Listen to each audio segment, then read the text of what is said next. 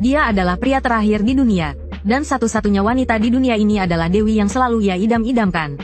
Sebulan setelah umat manusia menghilang tanpa jejak, akhirnya mereka bertemu kembali. Namun, tepat saat ia merasa akhirnya terbebas dari kesepian, gadis itu dengan kejam berkata, "Kamu bukan tipeku, kuharap kita bisa menjaga jarak."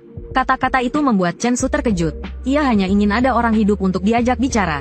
Tapi mengapa ia selalu diremehkan oleh orang-orang yang mempesona ini? Meski begitu, Chen Su berpura-pura tenang dan mengizinkan Si Yun untuk tinggal.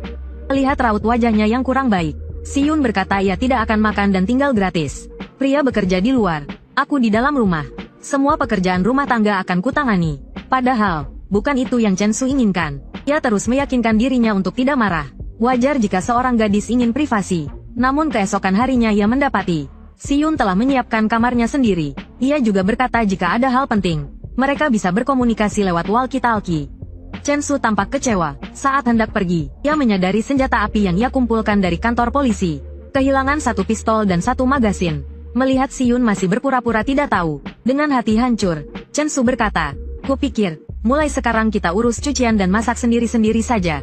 Dengan begitu, kita bisa mengurangi frekuensi bertemu. Kamu juga tidak perlu khawatir dan waspada denganku." Namun, Si Yun merasa itu berlebihan. Coba bayangkan, aku seorang wanita. Bukankah wajar jika aku mengambil langkah-langkah keamanan yang diperlukan? Mendengar itu, Chen Su tak bisa lagi menahan kekesalannya. Aku tahu kau dewi di mata orang lain. Cantik, kaya, dan juga ataskanku. Tapi itu bukan berarti kau bisa seenaknya menghinaku. Semua harus sesuai keinginanmu. Menjijikkanku demi memuaskan rasa amanmu. Setelah kata-kata itu terucap, keduanya saling menatap dingin. Chen Su sudah kehilangan kesabaran. Tenang saja, meskipun aku bukan pria terhormat, aku juga tidak akan macam-macam denganmu. Kurangi sedikit narsis dan lebih realistislah. Begitulah, keduanya berpisah dengan amarah.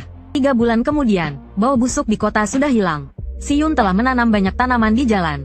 Terlihat seperti surga dunia. Kebun sayur juga tumbuh subur di bawah perawatannya. Tentu saja, keduanya masih belum berkomunikasi. Chen Su masih berbicara dengan keluarganya setiap hari.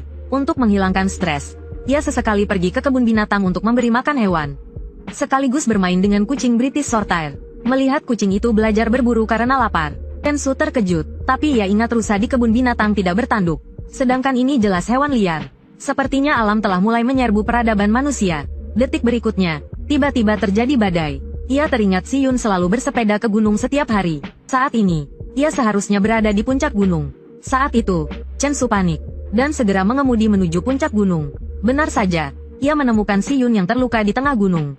Di tengah hujan deras, Si Yun yang digendong Chen Su berkata, "Apakah kita akan mati?" Namun, Chen Su tetap diam. Tak lama, mereka menemukan